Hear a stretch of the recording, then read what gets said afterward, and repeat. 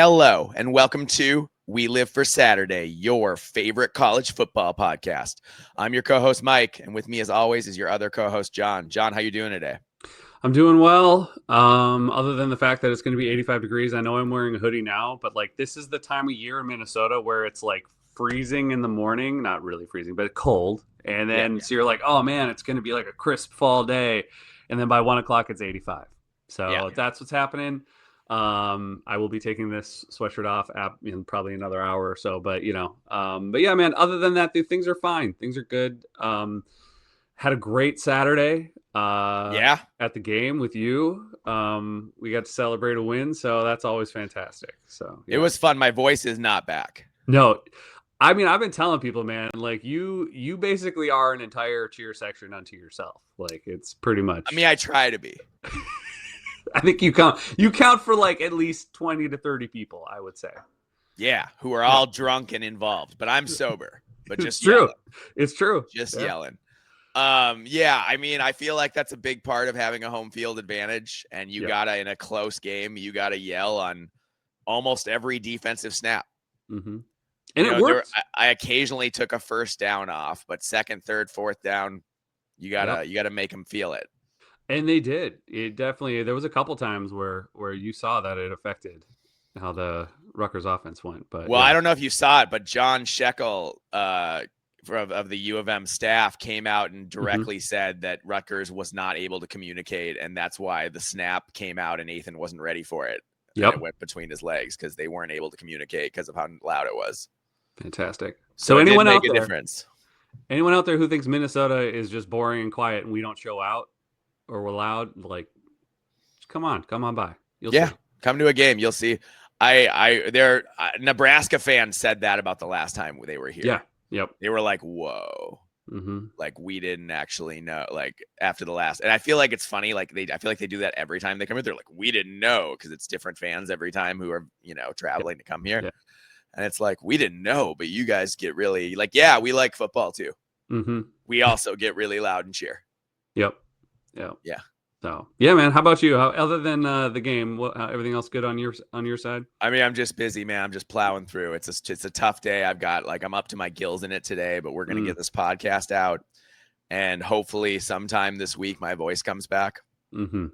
Because it's not. I'm not. It's harder to talk than normal. Yeah, my voice is gone. Well, we'll knock this out for sure, and I'm sure last night didn't help you at another podcast that you were on. Yes, that's true. So yeah, lots of podcasting. It's going to be a lot of drinking water this week and resting the vocal cords. Good. I'm glad we don't have a game this Saturday. Yeah. I don't know if I'd be recovered by that. Yeah. I feel like 2 weeks I should be good to go. So you can be a lot quieter and keep your voice down when you're at home watching on the couch. That's for exactly. Sure. Then I'm just yelling at the TV, and that's not something I need to do every down. Only when bad things happen. That's right. Yeah. Cool. What should we do? Should we get into these games, or what do you want to talk about? Yeah, I think I don't know if there's any major stuff to get to talk about at this point in time. Obviously, a number of teams had the bye week. I know we forgot to talk a little bit about Barry Alvarez about what he said about the fire Luke Fickell chants. After the game against Maryland. I know that it's old news, but that was something we forgot to bring up on the last podcast. And it's just I get it. I mean, I understand the desire from the fan base, and and I know it's not like it obviously doesn't make your program look good, and I understand where Barry's coming from as well. But like the consternation is. I mean, look, man, I can't say I wouldn't feel the same way. Barry said they were spoiled, which they are. They are. And this is not even meant to be a slight at Wisconsin. They are spoiled. Like you have had 30 plus years had a big run and because of Barry Alvarez, he set this all in motion. And like, so you've had a ton of really good success for a long period of time.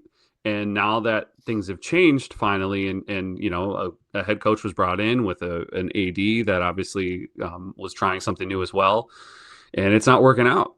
And so it's kind of like it's understandable to be scared because you saw what happened at Nebraska just like 10 years ago. And it feels very similar to that. So I feel like I would be upset. I'd be scared. I'd be saying things too that I probably would regret, or maybe coming from a very emotional place. But Barry's right though, calling them out, being like, "You're spoiled. Like you've been used to this," and in a way. So sure, but I think it's also fair to I think it's fair for the crowd to chant "fire the coach" when things have gone as poorly as they've gone. Totally, I think it's both this year and last year for Wisconsin. Yep. Yeah, I think it's both. I think you can be spoiled, but also be totally justified in being like, get rid of this guy. We have to change something now, Yeah. But at the same time, like from what we've been hearing, like it's that buyout, man. Like that's the stumbling block. Yep. Is that Wisconsin apparently is having because I think it's like 25 million, and they're having a hard time raising that much cash. Yeah, and that's tough. That's unless you're freaking Ohio State, or something like that's hard for any program. It's tough. Like, yeah, it's tough to come up with that because you said you have the revenue share now, but you got to pay the players with that. Yep. And you got to deal with all the other athletic department budget stuff with that. So yeah, no, it's tough to come up with $25 million. I think we'll see buyouts get lower and lower as time goes on. Yeah, I think the era of the Jimbo Fisher kind of buyout is long over. A guy's getting paid tens of millions of dollars to not coach. I just don't think that's going to happen much anymore. And frankly, it shouldn't. No, of course not. It's always ridiculous. It's always been absurd, man. Like we never should have gotten to this point, frankly. But the coaches got greedy. Yep. So I hope it does change for everyone. Yeah. So that's other than that, man. I think I don't think there's any other major news, unless there's something I'm forgetting. I think that's about it as far as the conference goes. No, I don't think there's any big conference news at all. Yeah. No major injuries this week, were there? I don't think so. Well, Gronowski for Iowa. Yeah. We'll get on that. We'll get on that when we get to Iowa. Yeah. All right. Yeah. Well, let's get through these games. All right. First up, we had the number 1 Ohio State Buckeyes 24, the Washington Huskies 6. John, Washington had its chances in this game. They settled for 2 field goals where you hope at least one of those drives gets you a touchdown, and they turned the ball over on downs twice in Ohio State territory when it looked like they were going down to score. So Ohio State was clearly the better team, but Washington had its chances to be in this game. And credit the Buckeyes. They kept Washington out of the end zone all 4 times they threatened to score. And, Ohio State's offense, it did well against the Washington defense. It didn't go off. They only ended up with 357 yards, which is pretty low for them. That said, it was almost 6 yards per play. Yeah. So it's not like Washington was shutting them down by any means.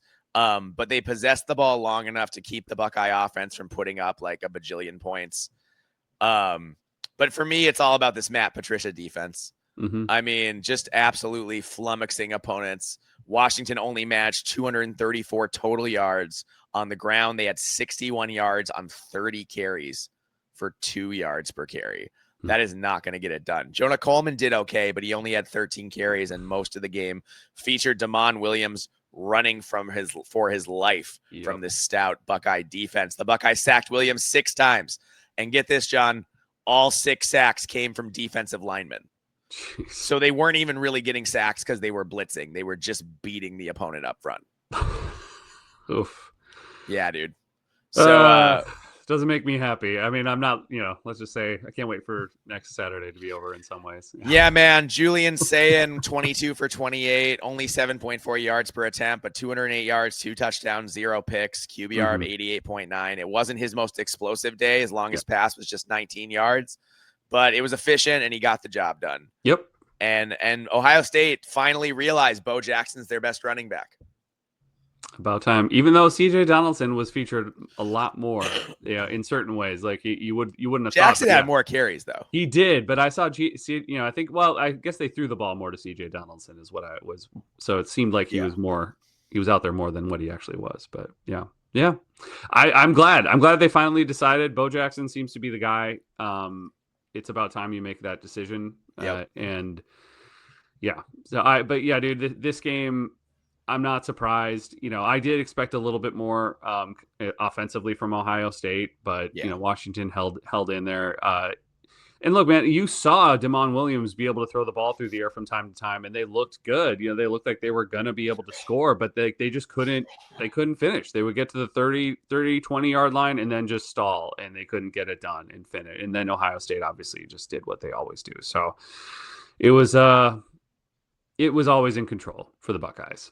So yeah, no, this never felt like, even though it was close at half, this never really felt like Washington had a chance. Mm-hmm. Just because the Buckeye defense was so dominant. Yeah. But we said that Washington was going to have fantastic skill position players, but we're still wondering whether or not on the line of scrimmage that might be problematic. And again, to be fair, this is Ohio State. Even if you do have a solid offensive defensive line, their offensive and defensive line is still probably just going to be better than yours. So yeah, but you can't give up 6 sacks when they're not even really blitzing. Exactly. I mean, that's crazy. Yes. Yeah. Like not great. Yep. Ohio State only punted once, so it just shows you that like they only had 24 points, but they were pretty well in control. Yes, they were. Yeah. Well, yeah, they didn't have to do a lot. Yeah. There you go. No, and I think that the Buckeyes were just holding back schematically because they're saving everything for Minnesota next week. Of course, they're gonna have to. Yeah. Gonna have to pull out the kitchen sink, Ryan Day. That's it. Yeah. Watch out. It's coin flippy game, man. It's going to be a real coin flippy game next week, Yeah, I'm not excited to preview it. No, me neither. It's possible, but it's been a quarter century since the Gophers beat the Buckeyes at the Shoe. Yep. We were children. Yeah. Yeah. So stay healthy. Is what it is. Almost nobody beats Ohio State though. So exactly. When you play Ohio State, my main hope is that we don't get injured. Yep. That's what I'm hoping for, which sucks that that's your main thing, but yeah. But it's just hard. Ohio State has a death grip on this conference like nobody else. Yeah, they do. I even think Oregon, you have a chance, but like against Ohio State, I feel like Oregon against Wisconsin last year, right? Wisconsin had a chance to beat them. Yeah. But with Ohio State, it just doesn't ever feel like you have a chance. Mm-hmm. Nope. Unless you're Michigan or Penn State occasionally or Oregon. Yeah. That's it. That's the list. That's the list of teams that cause the Buckeyes trouble. Mm-hmm. Yeah. Yeah. Well, it'll be a short preview because there's not much to say, honestly. Yeah. We won't do it this episode though. We don't have to do that. No. All right. What do you want to talk about next? Should we talk about Indiana, Iowa? Yeah, let's hit that one. All right. So we've got the now number 8 ranked Indiana Hoosiers 20, the Iowa Hawkeyes 15. Iowa threw an interception on the second play of the game, which IU turned into a touchdown 2 plays later. And yet, despite the fact that happened that early, at halftime, it was only 10-10. Mm-hmm. Iowa dragged Indiana in the muck, made them play Iowa football, and if it hadn't been for a late Iowa QB injury and collapse in the special teams game a little bit and some IU heroics, the Hawkeyes could have won this game. Mm-hmm. I mean, they were right there. They made it ugly. Indiana managed only a field goal the entire first half. It was 13-13 late. So, I mean, Indiana wasn't, they weren't able, other than when Iowa gave them that short field, they weren't able to move the ball and get into the end zone. And this, it went this way despite the fact that Iowa wasn't very good on offense at all. They only threw the ball okay, and the running game was terrible. I mean, 31 carries they barely broke 90 yards. Yeah. So anytime you carry, you have 30 plus carries and you can't get over 100 yards, that's rough. So the fact that Indiana could run the ball a bit and also had playmakers at receiver, I thought was the difference in this game. Yeah. But that said, when they lined up to try that field goal late in the game, it was 13-13. And if Iowa made it, it would have been 16-13. And I wonder what happens then, because when Elijah Surratt broke that touchdown off a slant, it was a cover 0, all out blitz, no safety. So when he broke a tackle, there was no one else to tackle him. and he went to the end zone. Mm-hmm. I don't think Iowa would have been in that defense if they had been up a field goal. Yeah. They were in that defense because they were trying to cause a tackle for loss so that they were push Indiana out of field goal range. Mm-hmm. If they had made that field goal, then they probably play conservatively, and maybe they hold Indiana to a field goal, and maybe they go to overtime, and then who knows what happens in overtime. Mm-hmm. Yeah. That said, you got to win when you don't play well. Indiana didn't play well after, an emotional game last week. They just were not on top of their game. And our friends at the Solid Verbal always say, win your clunkers. Indiana won their clunker, Mm-hmm. So for them to play that poorly and get a conference win, I think is impressive in itself. But anyway, John, what did you think about this one? Well, look, it was an ugly game. It was definitely an ugly game. I'm actually looking up right now the last time Indiana won in Iowa City. Yeah, it's been a while. It's got to be a while. So I just think to me, this again, the difference maker absolutely was Fernando Mendoza just being more of an elite quarterback and being able to have, some actual receivers to throw to as well. Because if you look at the receiving, I mean, Elijah Surratt did have 6 receptions for 132 yards with a 22-yard average. He's so good. He's so good. And in Iowa, it was Sam Phillips with 5 receptions, 64 yards, and a 12.8-yard average. And it's just, and he threw around the ball. I mean, he got it to Caden Weegan. He got it to Jacob Gill, Dayton Howard, he threw it to the running backs. But it's just kind of like Iowa just doesn't have an elite receiver. And they haven't in, 10 years? Like, it's been longer than that. It's been since Marvin McNutt. Yeah. So the fact that they can't get that and they can't recruit at the wide receiver at all, or at least not well enough, is just continuing to be an issue for Iowa in this passing game. Because even if Gronowski was a better passer, like we said in the preseason, who's he throwing to consistently? Well, they really miss Addison Ostrenga. Oh, absolutely. Like, he was going to be as a tight end, he was going to be the go-to guy in the passing game, I think. Yep. Because Kirk's go-to receiver is usually a tight end. So I'm seeing here 25 years since they'd won at Kinnick. It's right now. Again, this is Google. Maybe somebody correct me in the comments. It says the win marked Indiana's first victory in Iowa City in a long time, breaking a 25-year winless streak. Yeah, it's a while. Yep. So there you go. Good for them. Yep. Cignetti looked pissed this whole game. He always does. Yeah, but he looked extra pissed. Because it was an ugly win. Yeah. Because he knew they weren't playing very well. Yeah. Well, you go from last week to this. Yeah, he's gonna be frustrated. And that's why we love college football. That's right. You're never as good as you are on your best day, or as bad as you are on your worst. Yeah, but should we talk about a little bit the Mark Gronowski injury? I didn't see or what it was, like how bad it looked. I mean, I saw him go down, but I'm not sure. It's either like a knee or a calf. Yeah, I think it's a knee, which makes you worry a little bit. Yeah. Because he got on the bike and tried to get back in that game, and he could not. And once he was out, man, Hank Brown, he can't play at all. No, I mean at all. No. So like it was, like the Hawkeyes need Gronowski if they're going to win games. Yeah, I mean, honestly, I'd rather have Brendan Sullivan than Hank Brown if those are my choices. Yeah, and I wonder what the Gronowski. I mean, like I haven't even Googled it to see if anything's come up, but I haven't heard anything. Yeah, I haven't seen anything on Twitter or anything like that at this point. Yeah, I assume Kirk keeps that stuff close to the vest as well. So, I'm sure. But yeah, it's too bad because he was playing a little better. Yeah, and he was throwing it okay, and his his legs were helping them a lot. Yeah. And Kirk Ferentz just basically said that, he didn't feel like he could decelerate. That was the issue. So he couldn't like run and slow down. Yeah. They don't play again for 2 weeks. So that's the good news. Yeah. They got to bye this week. There you go. But so hopefully Gronowski can come back. Yeah. If not, I think they're going to have real trouble beating Wisconsin. I mean, I don't know. I don't know. I don't know who to. I'm not. No. Just like, I don't know if that's the case. Like, both teams are a mess in so many ways. I honestly couldn't even say right now, if picking that game, who I would. Hank Brown is so bad though, dude. But like, isn't Wisconsin like possibly on their third string quarterback now? Like, I mean, what do you mean? What happened to Danny O'Neil? Didn't he go out of the game? Did he? For a period of time? Yeah, I thought so.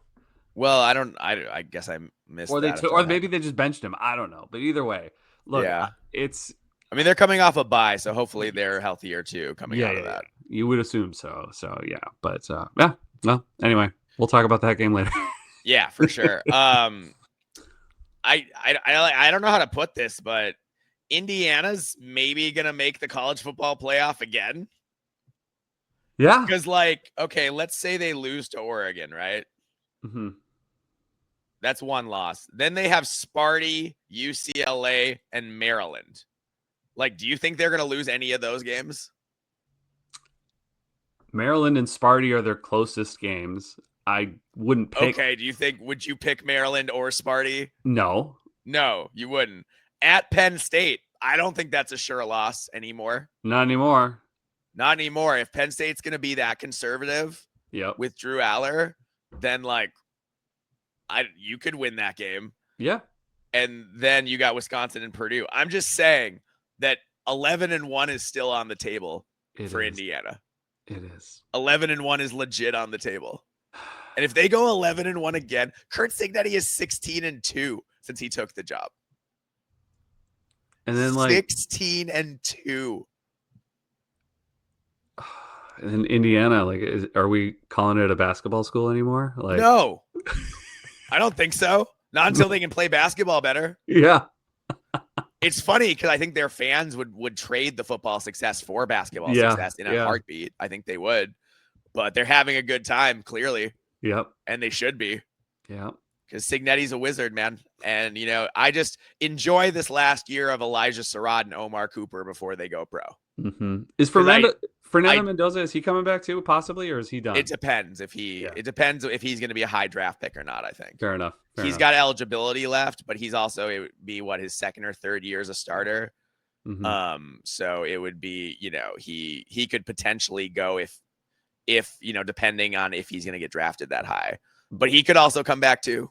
But also, we're talking about one of the best talent evaluators in all of college football. He's gonna find someone else. The best. Yeah. He'll find someone else. Of course he will. What he does. So. Well, and because now guys want to play for him too. Yep. Like I saw they got a 5-star receiver to visit. Yep. Like Jesus. That's not something. Yeah, dude, it's crazy what Cignetti's doing at Indiana. Like it truly is awe-inspiring, and it worries me a little bit. Mm-hmm. Like good for them, happy for the Hoosiers. Yeah. I root for the Hoosiers, but yeah, it's Cignetti is. I just wonder. The only thing I'll say with him is at some point does someone from the NFL go, what's up with the guy from Indiana who knows better than everyone else does who's good or not? Mm-hmm. I mean, I'm sure like that'll happen, but again, but he might just stay in Bloomington. Like, what if he does? He's a god there. Why would he leave? Why would he leave? Like, he's got no reason to leave, really. No, we've seen people that leave those kinds of situations and it doesn't work out for them. Like, why? Yeah. No, he could be there the next 12 years. I mean, that's what I would do, to be honest. I'd be like, I don't really need to. Like, what else do I need to prove? Like, I've just done the impossible. The impossible. Yeah. Took the worst team in the Big Ten historically and have done possibly, like, let's say he does go to the college football playoff. I did that 2 years in a row. Like, what do I need to prove to anybody? Put him in the Hall of Fame. Yeah. If he makes the playoff again 2 years in a row, are you kidding me, with 2 different quarterbacks? Yeah. That's what I'm saying. Here. Like, why would you go anywhere else? Yeah, dude. He's got it rolling for sure. Must be nice. That's cool. I'm sure it's fun. I just, we had 2019, but then 2020, we came back down to earth a little bit. Yeah. And Indiana's not coming back down. No, apparently not. And they have the favorable schedule. You know, they Yep. don't play Ohio State. They don't play Michigan. But what I do love though is the insane the hate. Like, is this going to be a new rivalry now? Like the hatred that Ohio State fans have for Indiana. Like, is all of a sudden are the Hoosiers and the Buckeyes going to become like a rivalry game? I will say, because they're close in geographic proximity, Indiana fans hate Ohio State fans. Like, they cheer for Michigan in the game. Yeah, they absolutely do. So that's interesting because like there is some bad blood there because of proximity, I think. So yeah, you know, and Ohio State fans don't like anyone acting like they live on their block. So they, of course, they don't like Curt Cignetti. Yeah. Yeah. I mean, it's funny. It's like friend of the pod, Phil, hates Cignetti more than anyone coach in the country. And he's an Ohio State, you know, diehard. So funny. All right. Should we talk about Illinois and USC? Yeah. Here we go. Number 22 ranked Illinois Illini 34. The previously ranked but now unranked USC Trojans 32. This was a Brett Bielema special, John. We called it. We didn't pick the game. We didn't pick the game correctly. But we both said, watch out. We both said, watch out, USC. And it happened. I mean, this game had everything. It was back and forth. There were big plays. There were turnovers. It was high drama. USC had 490 yards to 503 for Illinois. So super even. Crazy. Super even. Both teams threw the ball really well. I think the difference was that Illinois had a running game while USC did not have one to the same degree, as they both ran 34 times, but Illinois had 172 yards to just 126 for USC. But even with all of that, and things going Bielema's way, and the game, you know, getting up early and all the stuff happening, USC still scored to go up 2 with under 2 minutes left. And you figured they would win. And then you think it's Luke Altmaier time, baby. Luke Altmaier is going to lead them down the field. And he kind of did, but he just handed the ball off because it's Brett Bielema. And he ran the ball 6 out of 7 plays. And the one pass was an incompletion. 6 out of 7 plays, drew a penalty, got in a field goal range. David Alano comes in, knocks in the game winner.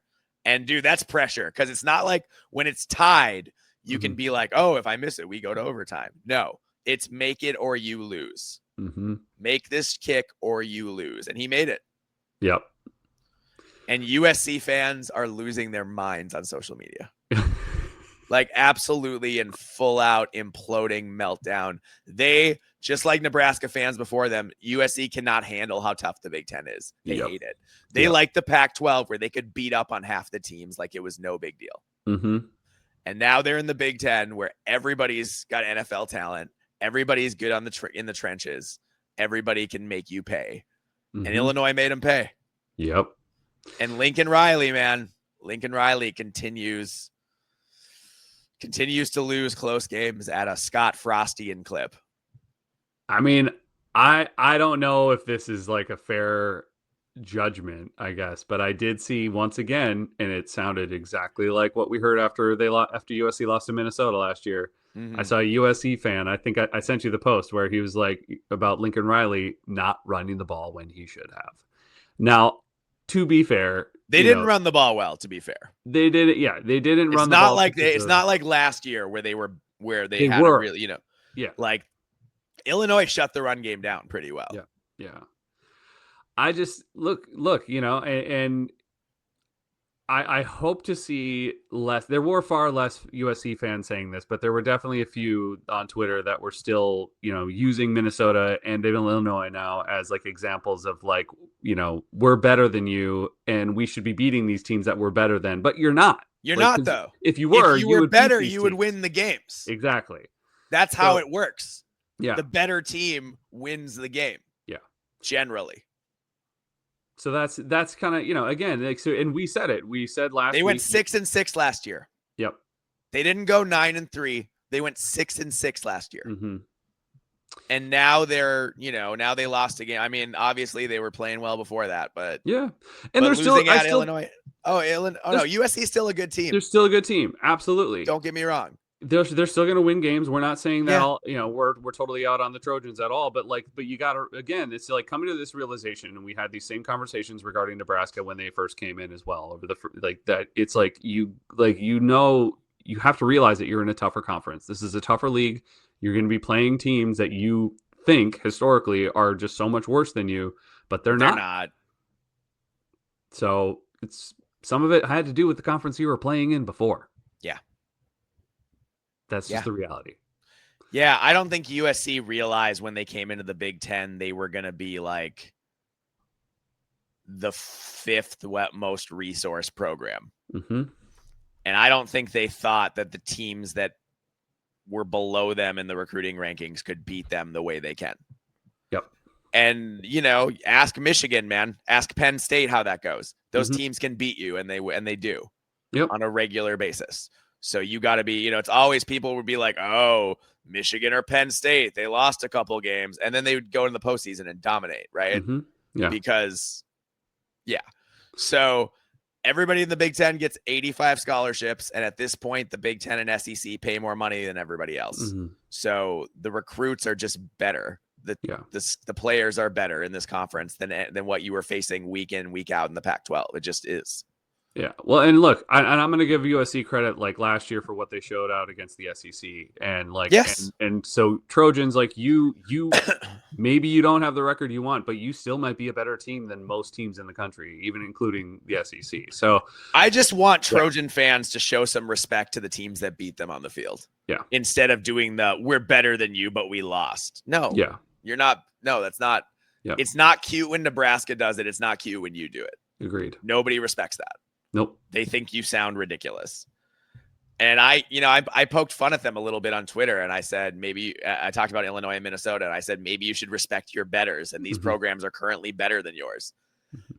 Look, I'm not saying that Minnesota and Illinois, like does USC have a higher current ceiling? Yeah. Yeah. And USC, if they get it together, could be in that top tier maybe some years. Absolutely. But it's not going to happen every year, and it's not happening yet. Yeah. And until it does, you're just another team in the Big Ten. Yeah. And you're going to go, probably 8-4. Could be. Yep. I mean, or do they have I forget if they have a really favorable schedule or not. I would have to pull it up. I'll pull it up. Let's see. Let's schedule game USC again. I was thinking about our buddy USCJ, who did not see any losses on the schedule except for Oregon. They get a bye, and then they have Michigan, and then they have to go to Notre Dame, and then they have to go to Nebraska, Northwestern, host Iowa, at Oregon, then UCLA. Mm-hmm. That's not an easy schedule. No. They're not going to be favored against Michigan, probably. They're not going to be favored at Notre Dame. That's there's a total of 4. 8-4 seems very, very possible. They might not even be favored at Nebraska. Yeah.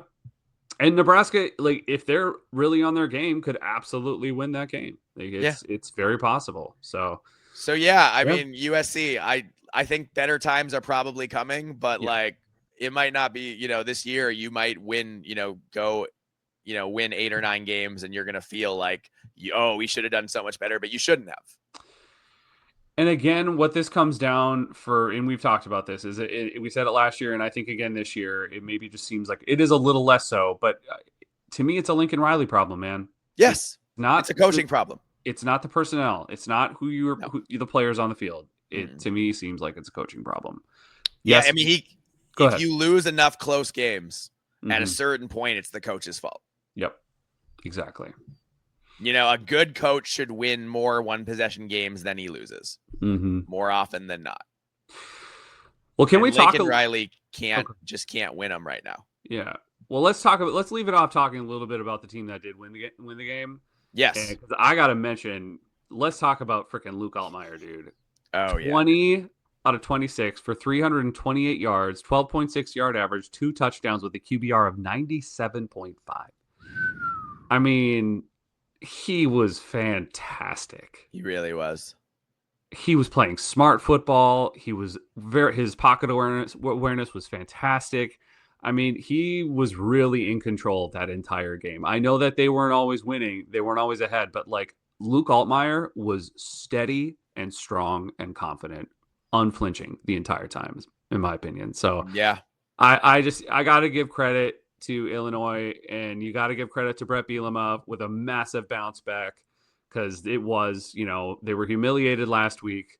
And this is where this is why I said, and you said it too, that like, yeah, we're going to pick USC. They seem to be playing better than Illinois by a long shot, but like, don't be surprised. Don't underestimate an angry Brett Bielema. You can't.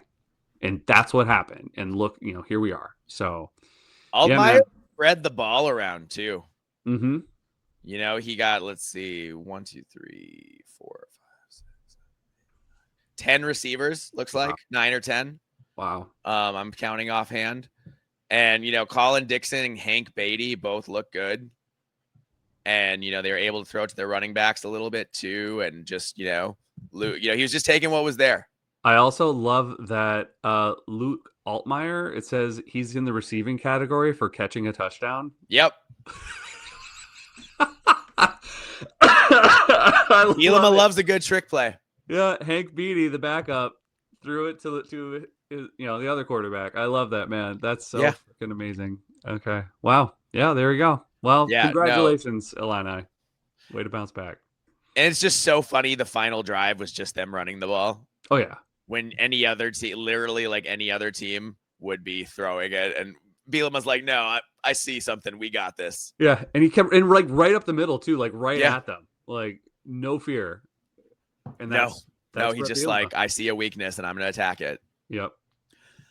Yeah. And that's the thing. I don't think even now in the line of scrimmage, I know USC's talented and they have some, like the freshman, I forget his name, Jakeem Stewart, I want to say, who's a freak. They have some freaks and whatever, but as a whole, their lines still aren't great.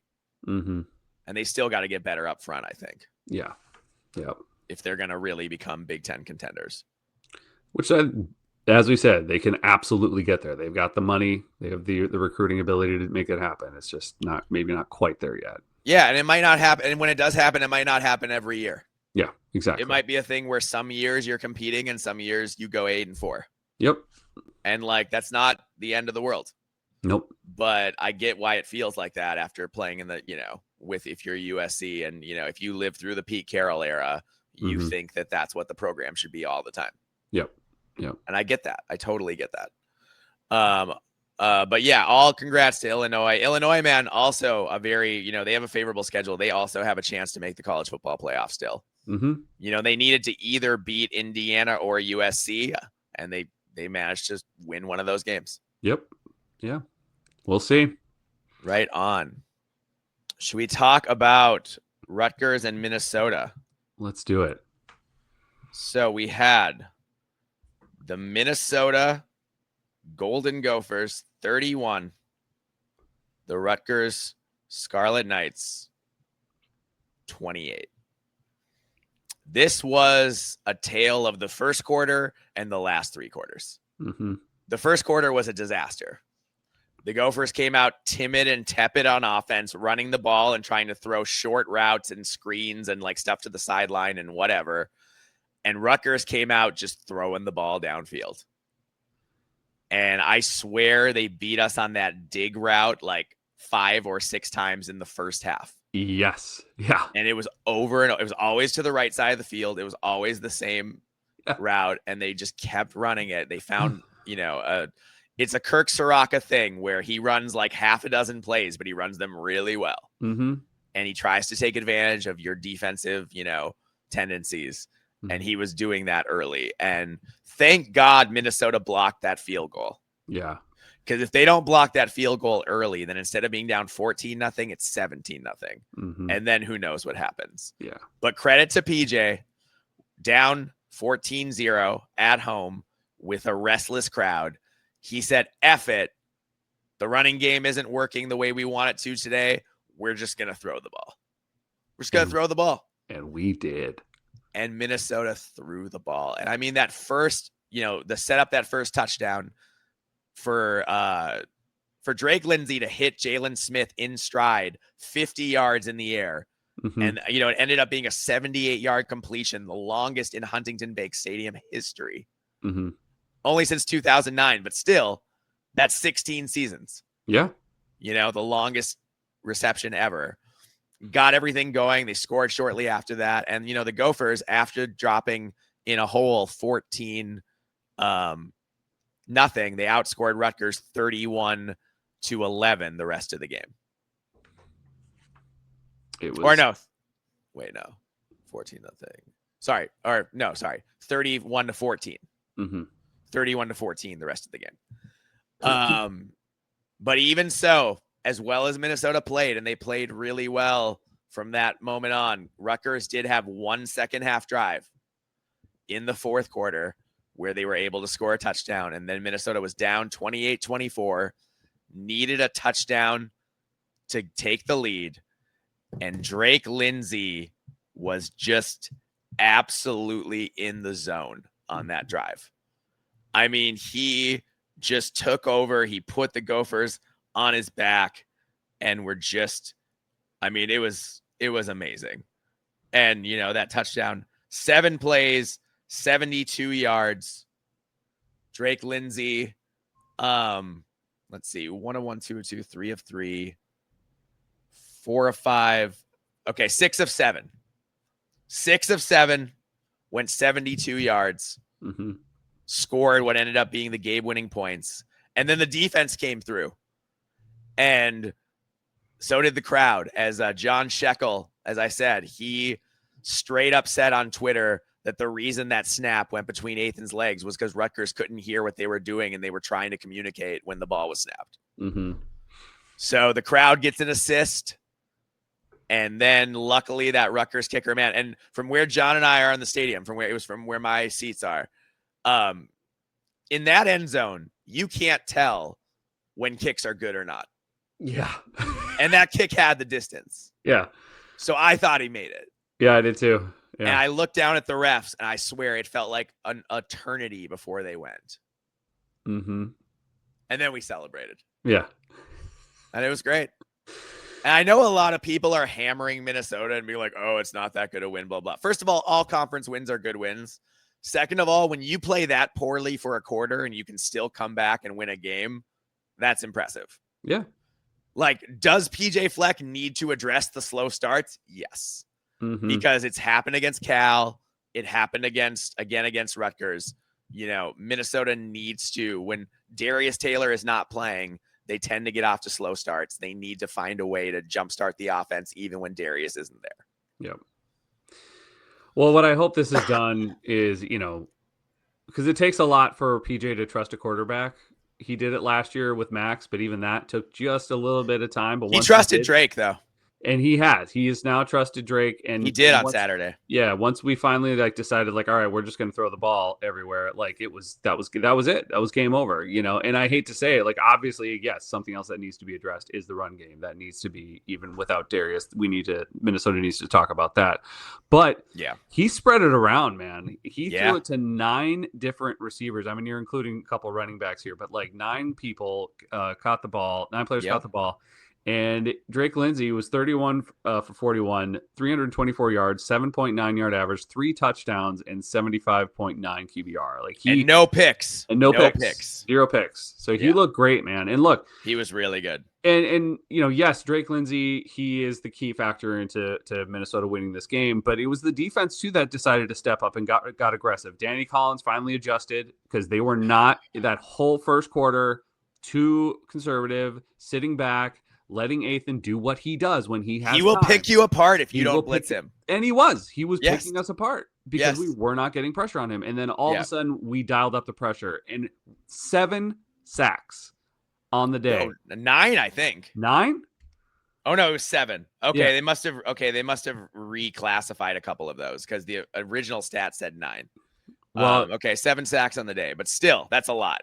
Yeah, and a lot of sacks. It was let's see, 4,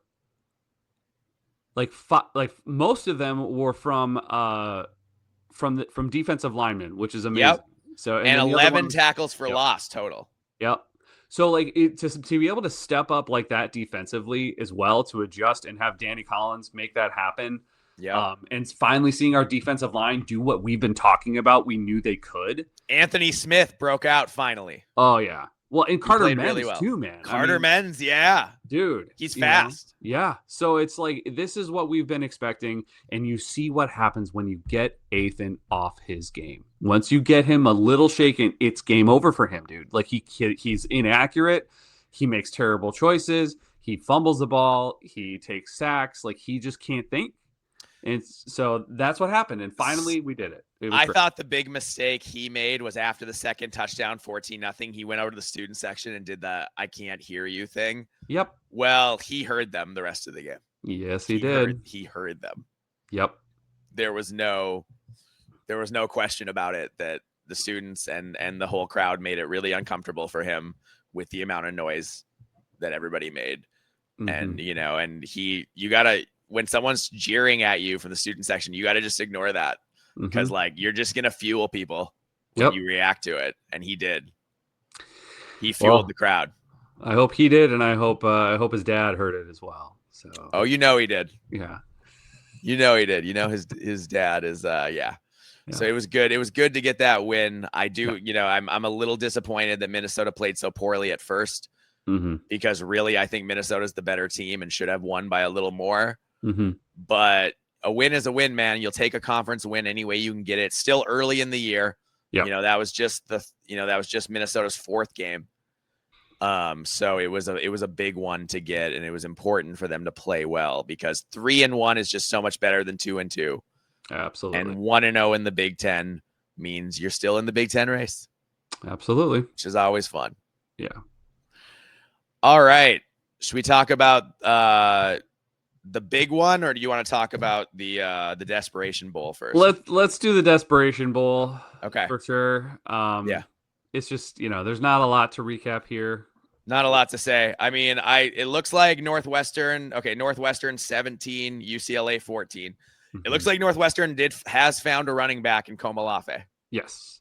Yes, they sure did. He had 119 yards rushing and a touchdown, which is pretty solid. And, Joseph Hyman had some success too. They didn't throw it much because they've realized Preston Stone isn't very good. No, he's not. He's not. So they ran the ball, they played defense, they played field position, and they were able to outlast UCLA.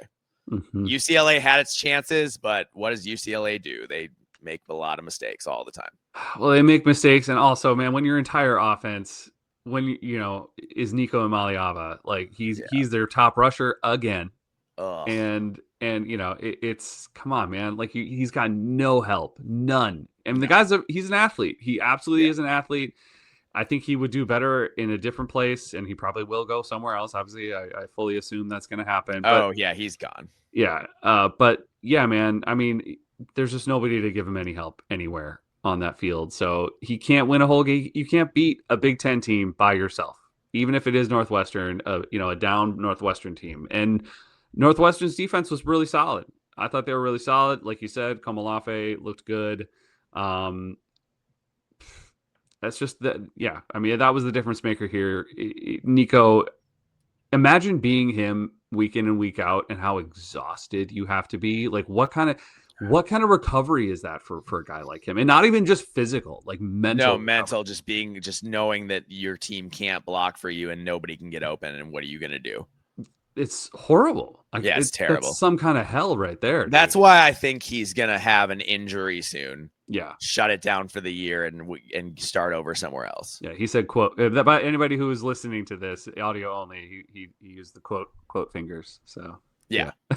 On injury. Yeah, not a real injury, an injury.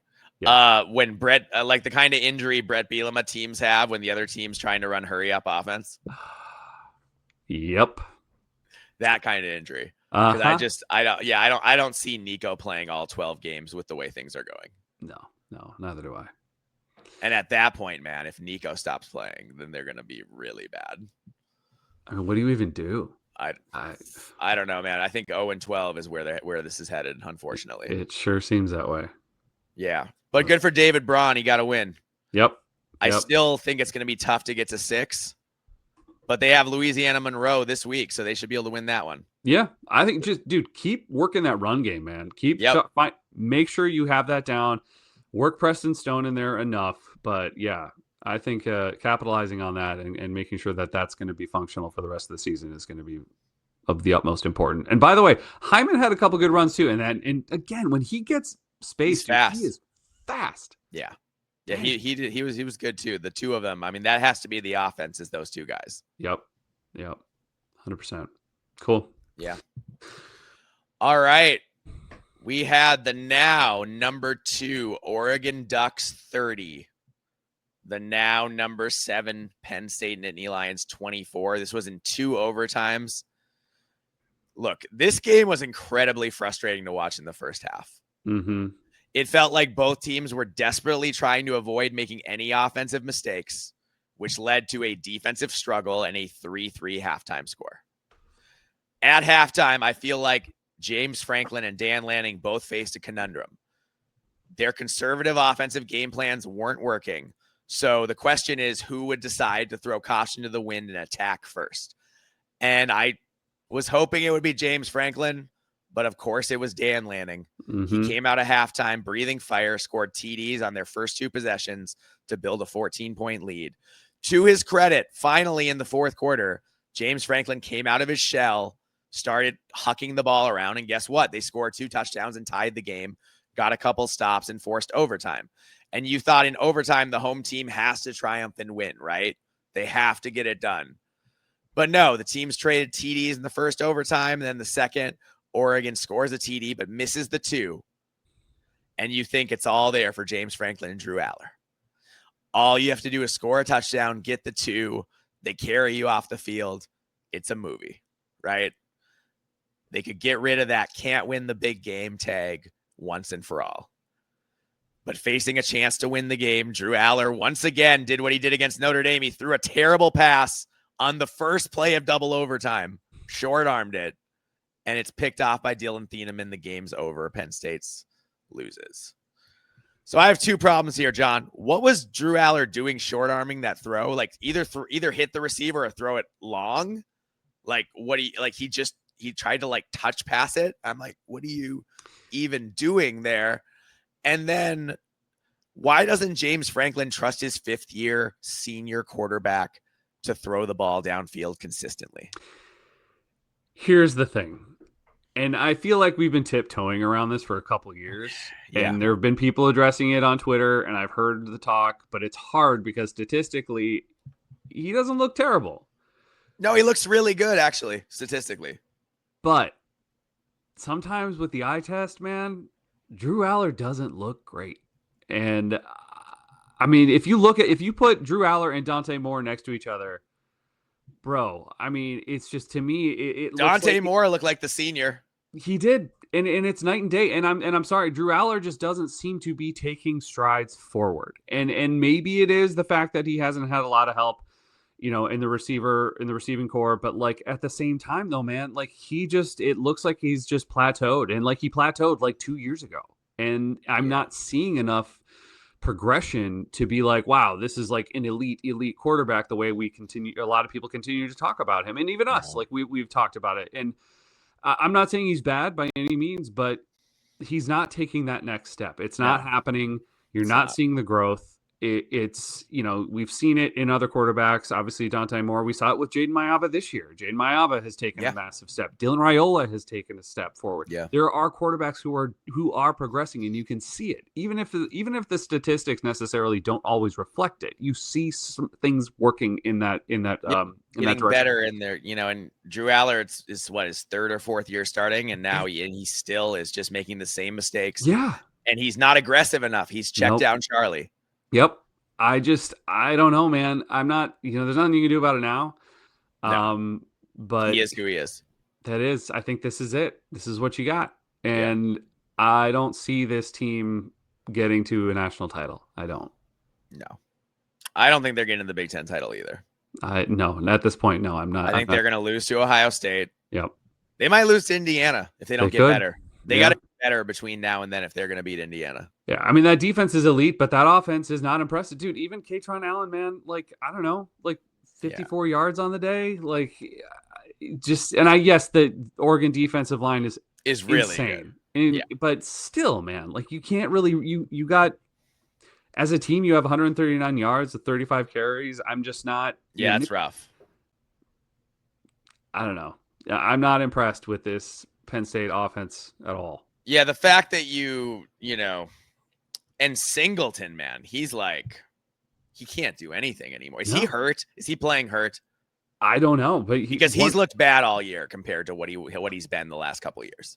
I mean, I want to say he is. I want to assume he is because like with the only like a 2 yard average on the day, 21 yards on 11 carries. Woof. Yeah, that's rough. It just feels like he doesn't have the same burst that he normally does.